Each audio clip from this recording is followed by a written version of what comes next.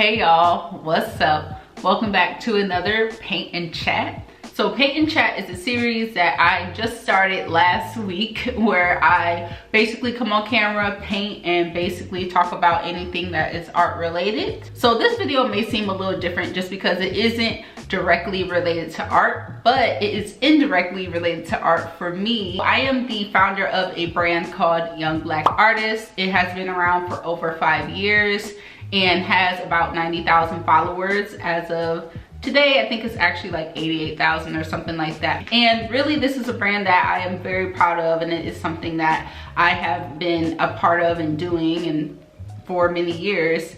And really one of the main questions that I have got from quite a few people is, man, how do I build my social brand as big as Young Black Artists? And what do I do to kind of get the same amount of, I guess, engagement that you get on your platform? So really the purpose of this Paint and Chat is to talk more about how to start a social brand, how to kind of go about building it and growing it. And it's not so much about whether it's an art related one or not. I think that these thoughts or tips or experiences I'm going to share can apply to any idea or any business, social business idea that you have. Painting. So I have these canvases that a long time ago I bought these, and then I kind of put like just bold colors on them. I'm not sure why I did this, and I just kind of want to like either go with it or cover it up with another color. I'm not sure. Okay, so yes, I have a blanket on because it's cold in here. All right, so just to talk a little bit more about Young Black Artists and its purpose. Young Black Artists is a brand that I started the New Year's of 2015. So at the time I was just starting as a painter myself, and really like I was on the hunt for a brand similar to what Young Black Artists is now, and I was just really like wanting a way to kind of get the work that I was working on out there. In my mind, the first thought was, let me find a Instagram account or a group somewhere online that already cares about this, so I can post my art there and then they can see it and they can follow me, or they can give me feedback or whatever on my art. And at the time I couldn't find it. I could not really find that. And when I did find brands that were catered to artists and kind of helping artists get exposure, the representation wasn't there in terms of Black artists. I was like, all right, it's not here, so let me make it. And at first I made it a Google like plus group, but then I made it into an Instagram immediately after, just because I was like, there's more people on Instagram than Google Plus. It kind of like eventually bloomed into something that was kind of bigger than me and wasn't even at all about me as an artist personally. It was more about this bringing this community together and uplifting each other. I've learned some things along the way that has kind of helped in the success of Young Black Artists. But for this video, I really want to focus on what you can think about and do right now. Let's say that you don't have kind of anything, like you haven't made the social account, you haven't really publicized it or anything, like you're sort of at square one or sort of at square zero, I don't know.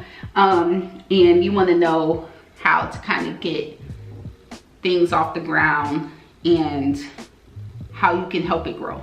So the first question that I would ask you is, what problem are you solving and why are you solving it? Successful brands fulfill either an obvious or underlying need. This isn't always necessarily a good need or a bad need, but it's a need nonetheless. So I'm gonna say YBA, that's the acronym for Young Black Artists.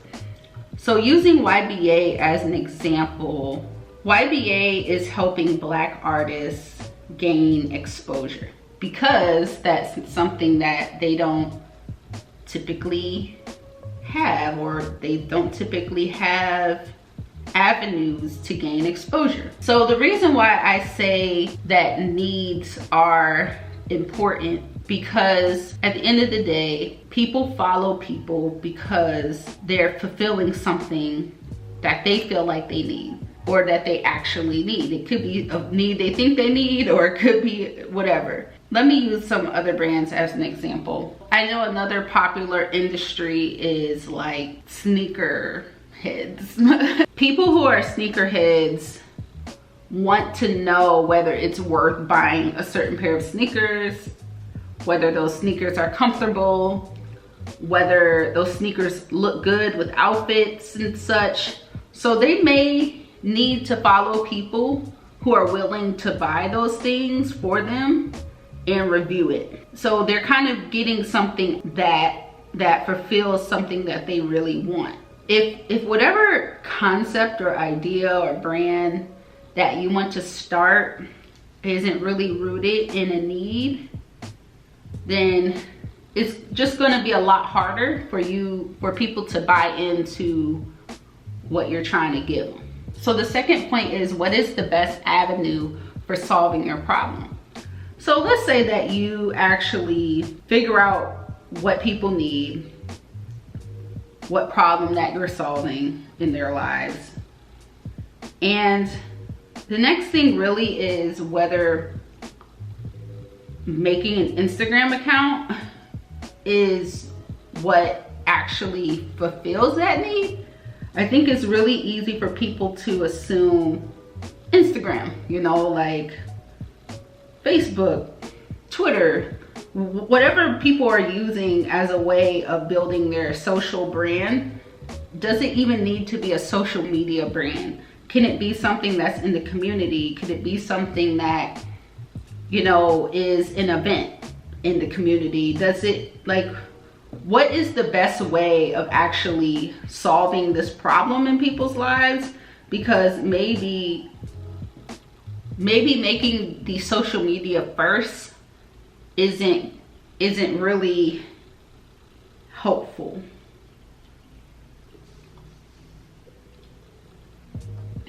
Thinking about the best way to solve a problem, I think, will give you a lot more direction. Like, just take social media out of your mind initially and think, what is a way that I can kind of help these people or solve this problem aside from that? And do I think that that is actually a lot better? So my third point, I have 4 points. I don't know if I said that at the beginning.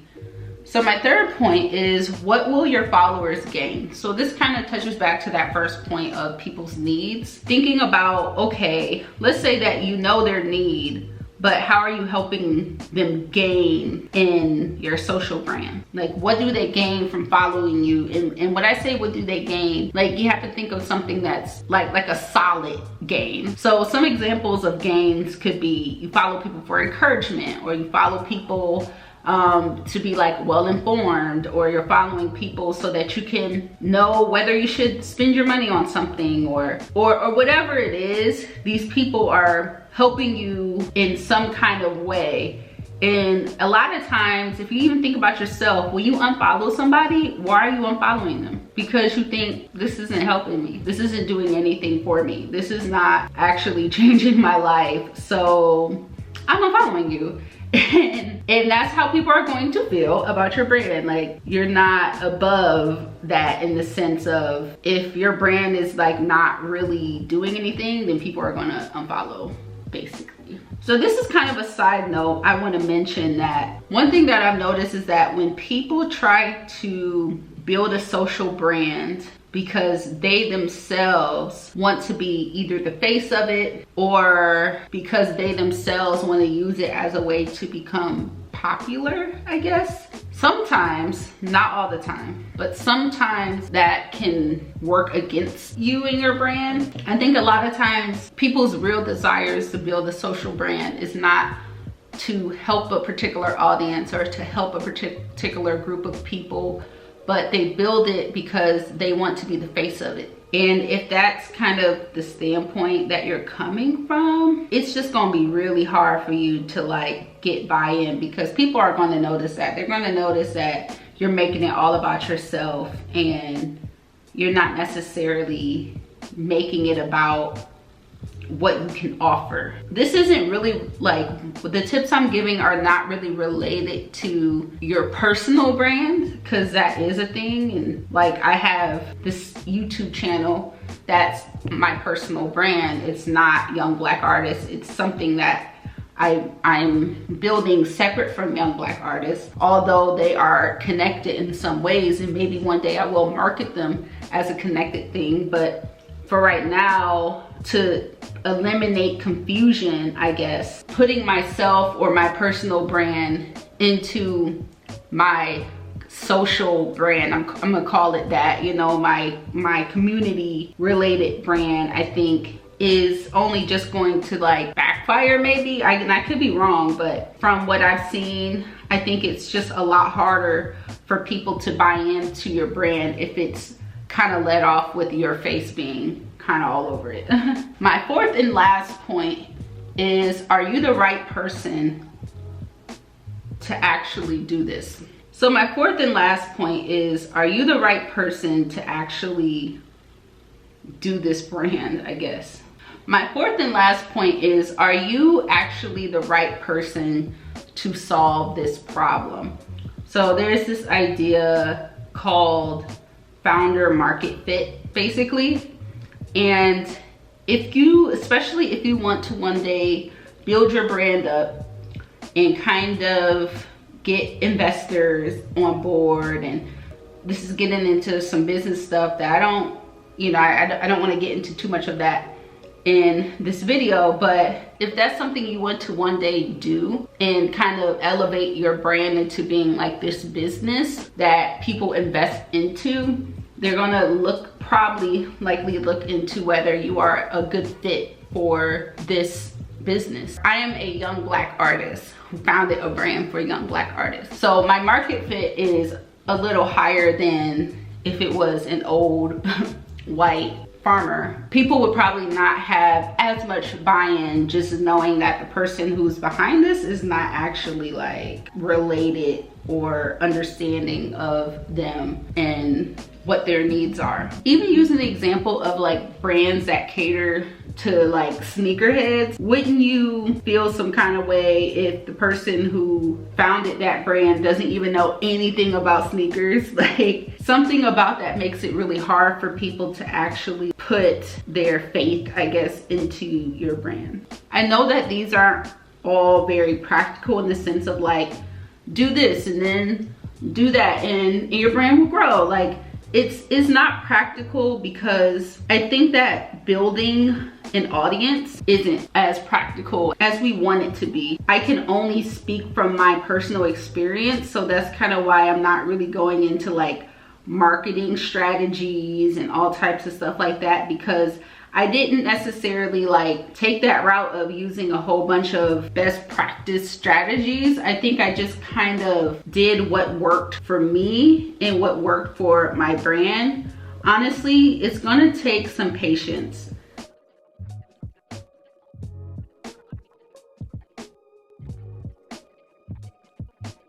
So, you know, please follow Young Black Artists.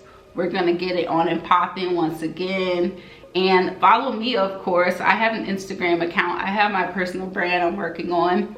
And if you like this kind of content, if you like this video, please comment below your favorite part. And that's all I really got for y'all. So please rate, comment, and subscribe. And I'll see y'all in the next one.